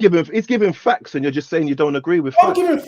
I'm giving facts. I haven't said no, because he just gave a point to dispel your point, and then you made up another point to about the recent thing. Chinks, I'm talking nothing but facts. I've not said about his style of play. I've not said about anything. I've said about facts. I've said he won the league. That's a fact. I said he won the other league. He said John said he was bunging. They were bribing, and I said he was. No, not he. You said you don't agree with it first. Initially, you said you don't agree. 4 years. There's no proof that they were doing it for 4 years. That's a fact. That's not an opinion. But what you just said is a fact, but it doesn't dispel his fact, because his fact is that they did do it, and your fact is how many times they did it. So his fact is not how much times exactly. So, but his fact is still a fact, though. Cool. That's fine. But so is mine. So I think, I put Conte in there. I'm going to ask Deji, just to dispel the argument, so we're going around in circles. Yeah. If Arteta was the manager of Spurs, we'd get relegated. Huh? We'd get relegated. What are you doing that for? You're probably right. You're probably right. You're probably right. You can't speak for him. You can't speak for him. Well, I'm saying if Arteta was the manager with this amount, because obviously Arsenal have had injuries, so he's had to deal with the injuries, and he's still 4th, I believe. Do you think he would have the same start? Knowing at the start they had as well under Arteta, do you think he could have done what Ange did in that short amount of time? Is it me or to the panel? Yeah, I think the question. First, but we can go around. It's cool. Yeah, I think the question is no. I mean, I see Arteta as an understudy to Pep. Obviously, he was studying late nights in Pep's yard in Manchester to kind of get his big break and take on the Arsenal job. Right. I don't. One of the markers of the kind of elite managers, which I kind of heard that, and what you guys were basically saying is elite managers are able to kind of stamp an identity in it with their team. Klopp has a style of play. Guardiola has a style of play. Unai Emery has a style of play. We haven't mentioned him. Conte, Mourinho, and so on and so forth. I'm still unsure about Arteta's style of play. What is different to Pep? Really, he brought in 2 of his players. So for me, I don't think he would be able to manage the same way that Postecoglou has managed the Spurs squad. I think Postecoglou is an elite manager in the way that he's come in and done what he's done with our Spurs team. And I think also, I don't like the elite manager conversation, and I'll just quickly say why, and I'll stop talking. The elite managers have the best teams with the best resources. I want to know if Pep could take Tottenham and do something with Spurs. I want to know if Pep could go into Bournemouth and do something with the Bournemouth team. So for me, there's a lot of kind of nuances around that kind of debate and conversation. What I will say though is we have to start showing some respect to other clubs or other managers. Maybe the so-called not so big names based on the work they've done. Aston Villa was dusty. Yeah. Now they're third. Unai Emery, we knew he was a good manager. He went to Arsenal, didn't quite work out. He was given a bit, I don't even know. Was he given time at Villa? But look at the job he's doing at Aston Villa. And sometimes maybe in football, there are just some teams that work for you. If Gerrard had left Liverpool and gone to Chelsea, would he have done bits at Chelsea? It's a mystery. But let's say he went to Chelsea and he didn't do bits. Does that make Gerrard shit? No, it doesn't. Do you get what I'm saying? So I think certain teams suit certain managers, certain teams, certain players suit certain styles of football. But what I would like to say is let's start respecting the Gary O'Neills, the job he's doing at Wolves. That's a brilliant job. Eddie Howe, not really spending P, doing a great job at Newcastle. Postecoglou coming into the Prem. We laughed him off. I laughed him off within the Scottish League, the A League, the B League, the Z League. Coming in and he's doing bits.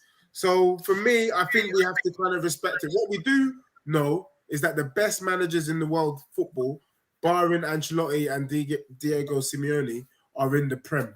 And that's what makes the Prem the best league in the world. Sorry, go on, go. I think Kofi's face kind of sums up my feeling. Why are we talking about these managers who've been on the shop floor for 5 minutes like they're big boy managers? Like you're saying, but you don't know that they're not. We don't know that they are, so therefore you can't say that, because that's like me saying I'm a world-class fucking painter but I never tried. Like we've got to give people their flowers based upon their attainment.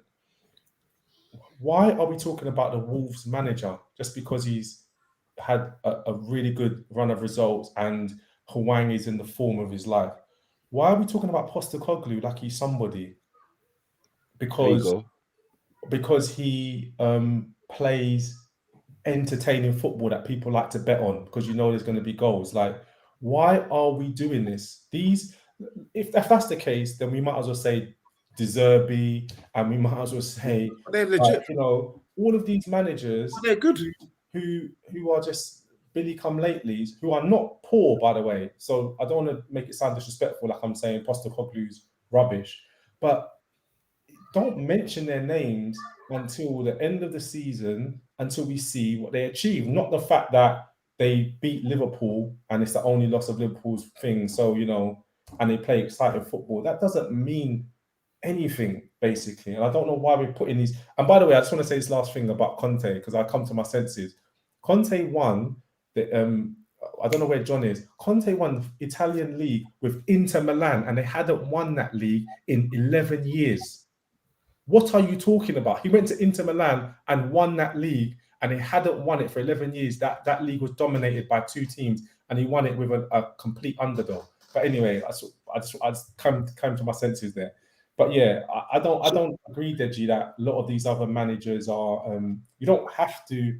I do agree. You make a good point that typically the managers who have the most resources get the most opportunities, but they also come under the most pressure as well. I would say. I think that Man United's testament to that. They get rid of managers after 2 minutes nowadays, but actually, are things really as bad as it seems? I think sometimes the heavy scrutiny is for big managers. Sometimes is weighs out. It's a double-edged sword. But I don't think Postecoglou is a big manager yet at all. He's not. He's not. You don't even be nice, coach. You don't have to. He's not. Wait. I want to hear Deji's response. I just want to hear Deji's rebuttal. Wait. Several rebuttals, bro. But Deji, before you rebut, I'm not going to take too long. I just wanted to say, I agree with a lot of what Gokes has said. I agree with everything Gokes said.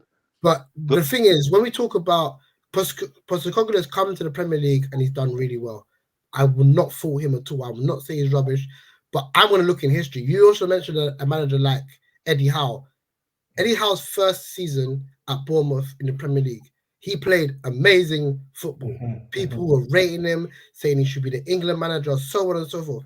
The next season, he got relegated. Yeah. So let's not give all these guys their flowers because oh, you're playing really great brand football. I get it. It looks nice. And obviously, as a Spurs fan yourself, it's your own team. Your team's playing really well. So you think, right, this is it. This is our guy. I hear it. I understand it. But we've got to wait. We have to wait. It's what 19, 20 games we've been in the season. Like, please, you're not going to tell me a manager the league. I hear that. Games. Kofi, I hear that, and Goats, you know, it's good. I'm loving this, and we got to do this again. The thing is, you know, football, we see football with our eyes. You can't tell me you don't think your doggy is a good player. Do you think your doggy is a good player? Yeah, he's a good player. Goats, I'm asking Goats. Oh, me, sorry, yeah, I like him. I like him a lot. How can you say that when he's only played like 10 games? How do you know he's a good player? So this is a fantastic Deji, this is a good question you made. How do you know he's good? Remember at the start of this whole thing, about an hour ago, I said to you I used the example of Szoboszlai. Do you remember? And that's from a Liverpool perspective. Everyone, all of the pundits, all of the pundits, I didn't understand how they were talking so highly about Szoboszlai because he wasn't boring. But it's only been 10 games. So with your doggy, he's been there longer. He passes the eye test, definitely. But bro, like, I need to see some. I need to see some form over 38 games. I agree. Look, I totally agree with you. I'm just saying, from what I've seen so far from my manager, and for the level of adversity and how he's managed that adversity, so far so good. He's showing that he's a top draw manager, and I think, you know, one of the things I'm learning as I go along from Postecoglou. You know, even our chairman said, you know, I didn't get a big name. And he went, what do you mean I'm not a big name? Everywhere he's gone, he's won. It's not his fault. He's only just landed in the Prem now. He had to work from the ground up. He won the Prem in Scotland.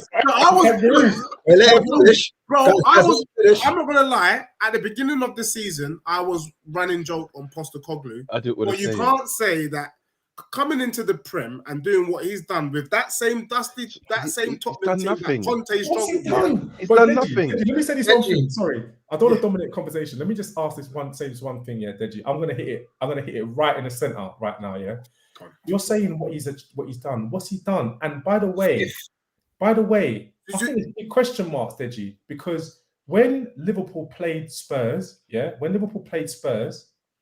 and we went down to 10 men, he was still playing this ridiculously high line. Liverpool scored the goal. We know with VAR and all that. We're not going to get into it. Do you know, you watched the game, I'm sure. We had 2 other opportunities after that. Like, even when we were 10 men, even when it was 11 you guys 10, are legit. Even when it was, but even when it was 11 against 10, it felt like you guys, I felt confident that we were still going to win that game because of the way that you guys were playing. You were up on the halfway line and all of this stuff. So what I'm trying to say is, even if you just look at what he's done, I still see, and I'm no professional manager, but I still see errors where I think this isn't a pragmatic manager. Like, take off, you're playing against 10 men and then you're playing against 9 men, Listen to this point. You're playing against 9 men. Take off a player, put on a defense, like, for example, at the end, and Ash knows this because me and Ash have spoken about this. You scored by an own goal on the last kick of the game. Very, very fortunate. You couldn't figure it out, and Postecoglou couldn't figure it out. And that's just one game, but I'm using that game to show you. I'm not looking at his. I can answer that quickly, and I'm blown away thinking. Let me answer that quickly. I see a lot of naivety. The only thing that you can take solace in on the show tonight is the fact that you're a Liverpool fan, and you're right. You played better than us, even with 9 men. Yeah, we'll put our hand up. Any Tottenham fan telling you that you guys weren't the better team is a liar. You were better than us, and we were fortunate to win. However, that was it. Apart from you guys and Wolves, we've outplayed everybody. Even we went to the Etihad and outplayed Man City in that second half. Now, yes, maybe against you guys, it didn't quite work out. But with Emerson Royale and Ben Davis in defence, may I add, we were able to go to the Etihad and get a point.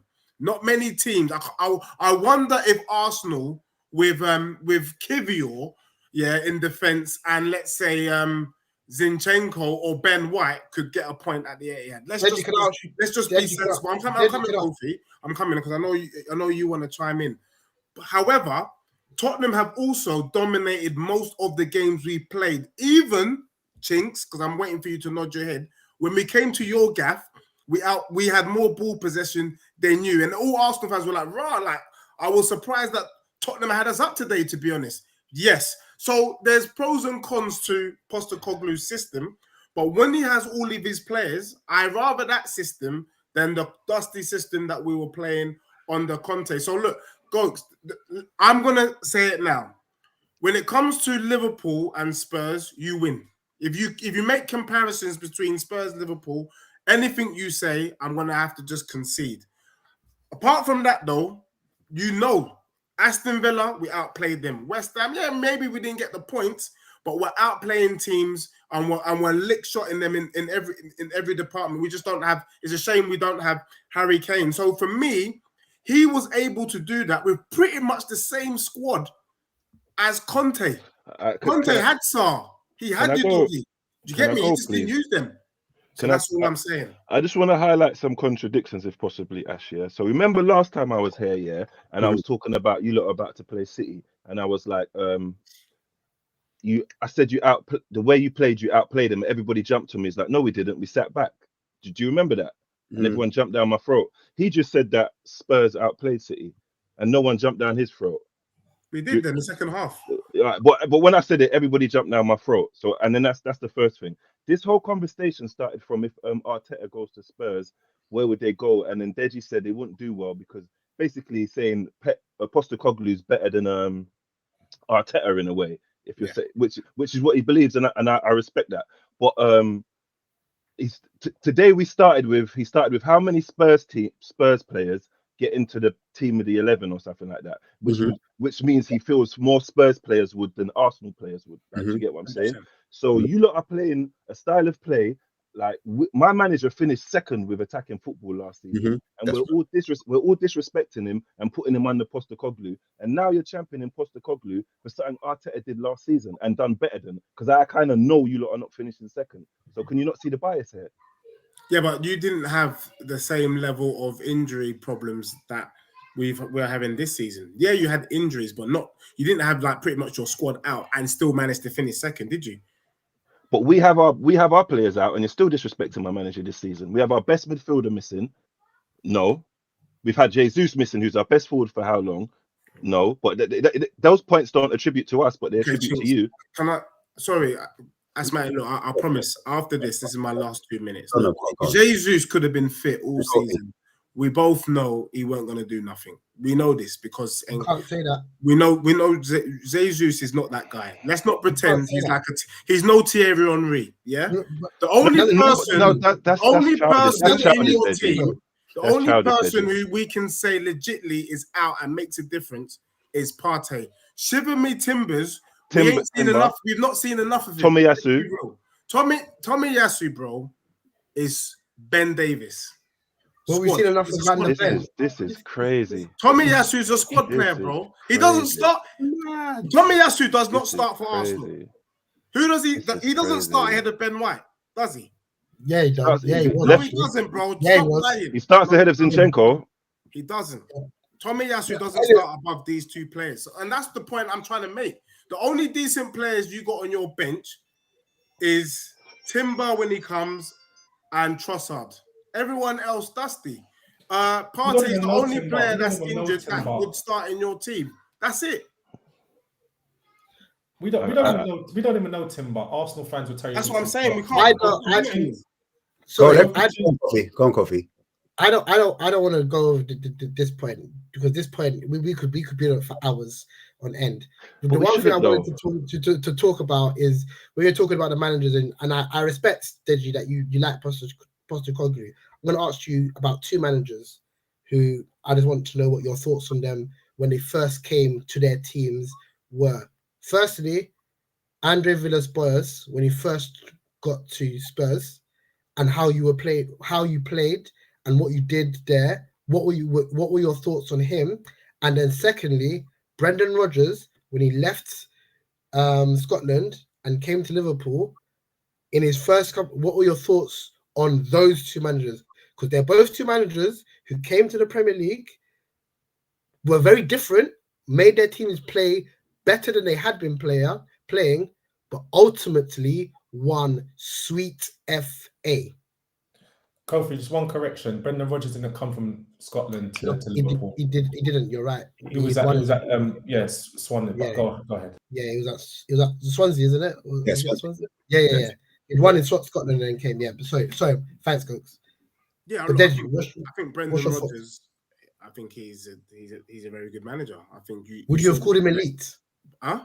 Would you have called him elite at that time? I wouldn't call him elite, but he's definitely he's a good manager. He's a top manager. I just think he's just below elite, to be honest. I think had he won something with he had Liverpool cooking though. He had Liverpool doing all right. You were playing some really good football under Brendan Rodgers, but there was just something missing there, which is why we can't give him that kind of elite status, but very, very good. My question is, at that time, in those moments when he had Liverpool cooking, would you have called him an elite manager at that?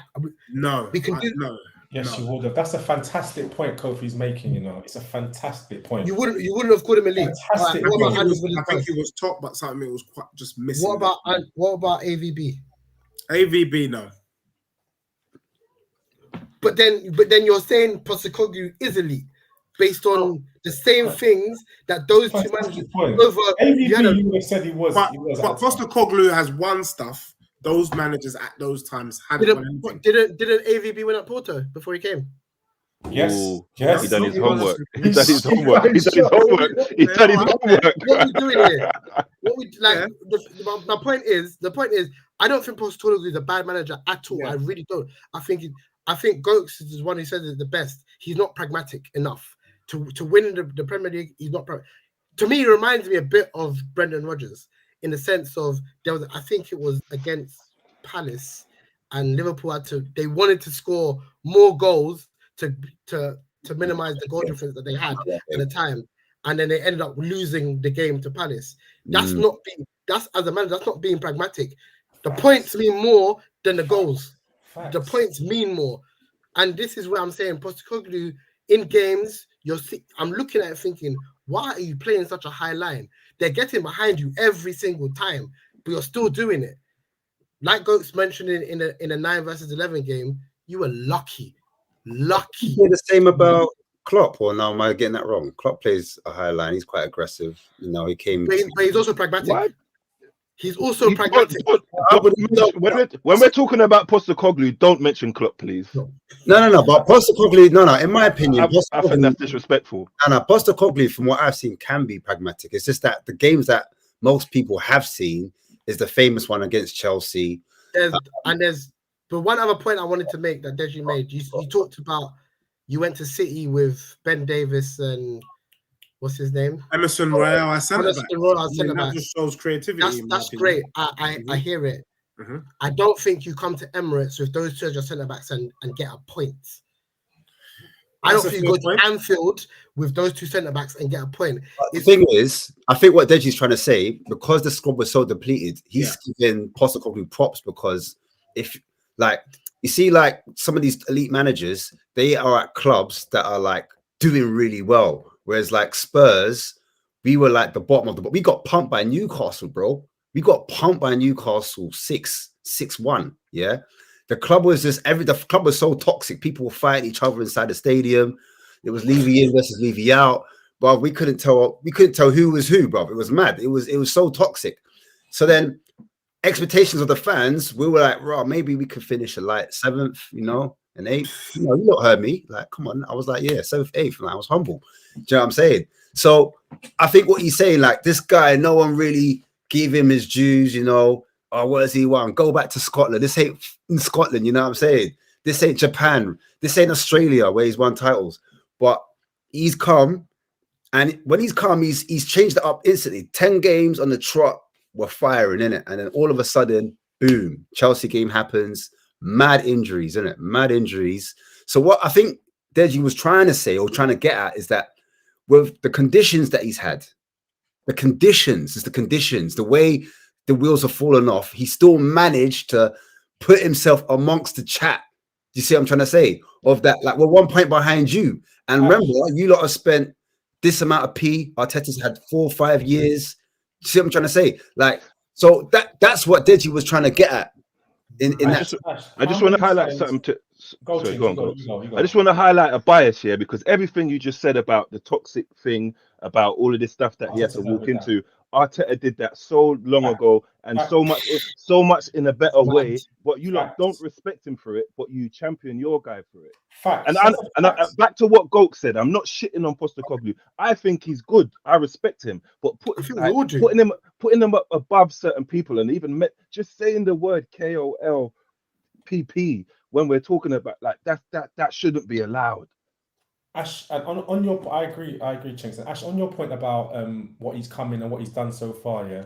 Mm-hmm. So many times, I know you've been watching. I know everyone has been watching football a long time. So many times, managers take over halfway through a season because managers always get sacked, and you get that new manager bounce.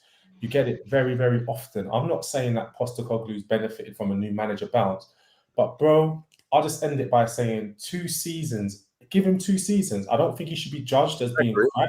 I agree. I don't think that we should be talking about him in any type of way, especially above people like. Come on, let's talk about Unai Emery. Let's talk about someone like that. Someone who's won everything, and then he's come into a club. You're saying that Tottenham were in the mud, basically.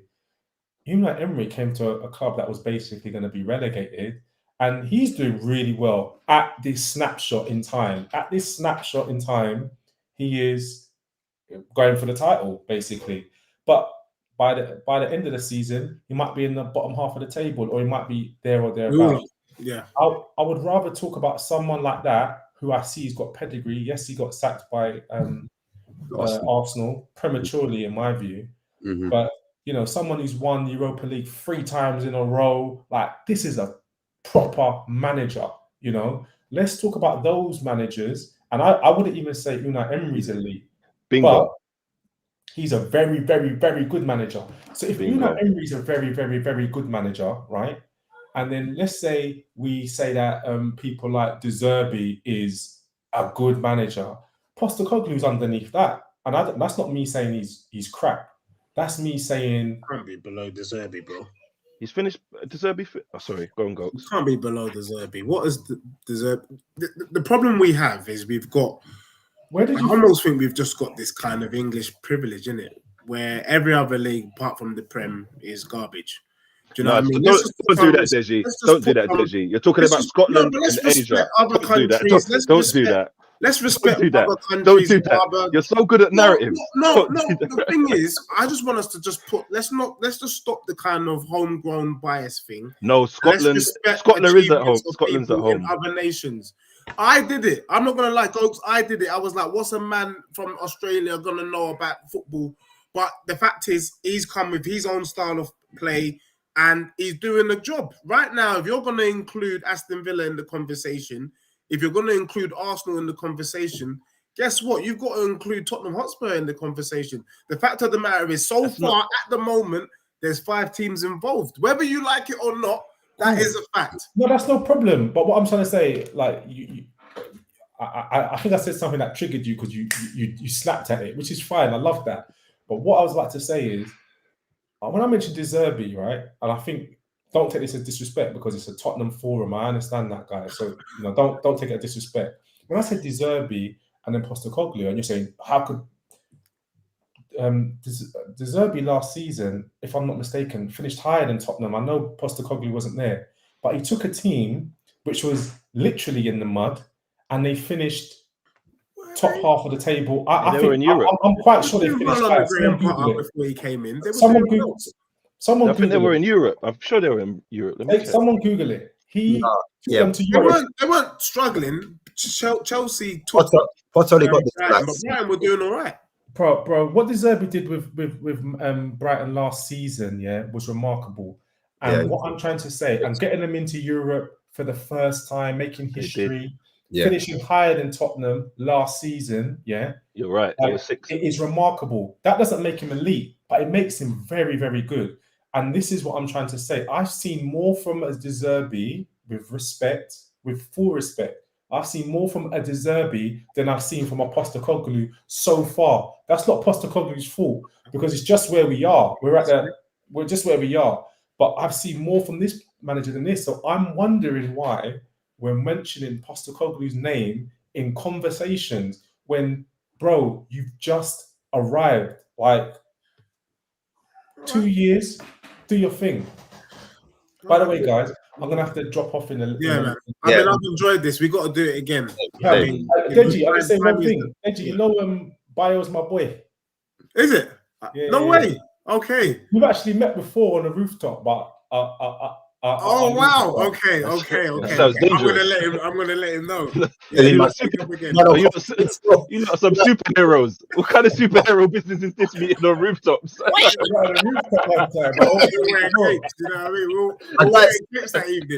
Hey, listen. Before we shoot off, I just wanted to know this one because obviously you guys mentioned the High Line, and I want to get everyone's thoughts before they leave about Man United because that's what we've got. As soon as we come back on the 14th, it's our first league game back. We're at Spurs are at Old Trafford, and Man United desperately need a win. They've been playing poor of late, but again, you guys have mentioned that High Line.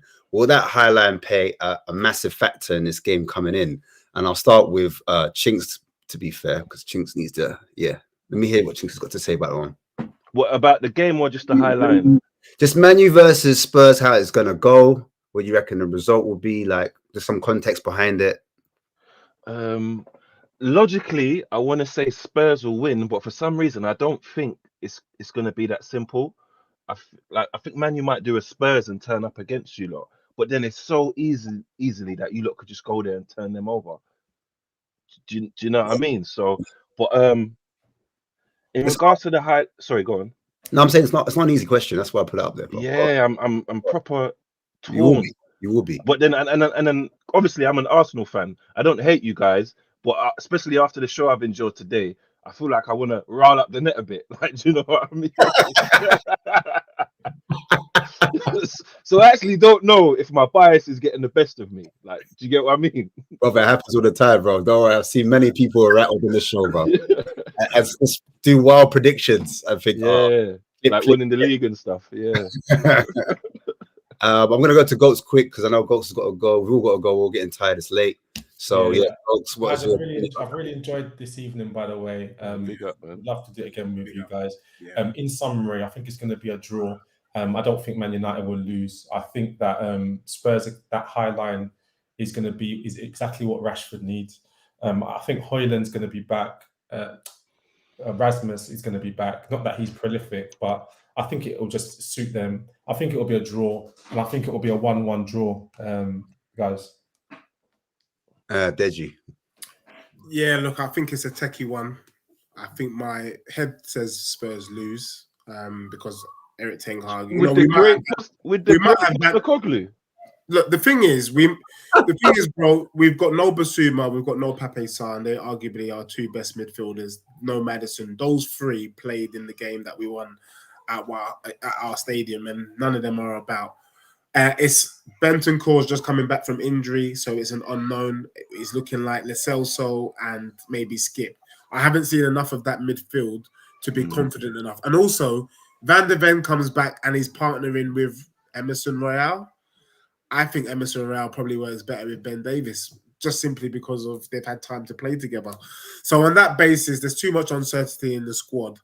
I think we probably lose that game. But then after that, once Madders will be back and a few other players, then I think it could get really interesting.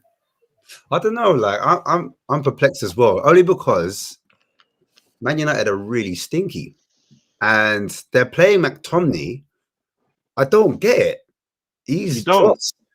And we didn't have Son for that game either. I know we ain't got Son. I hear it, but then I don't understand Ten Hag's decisions. Like, why are you taking off the one player that's kind of controlling that midfield? He's protecting you in Maino.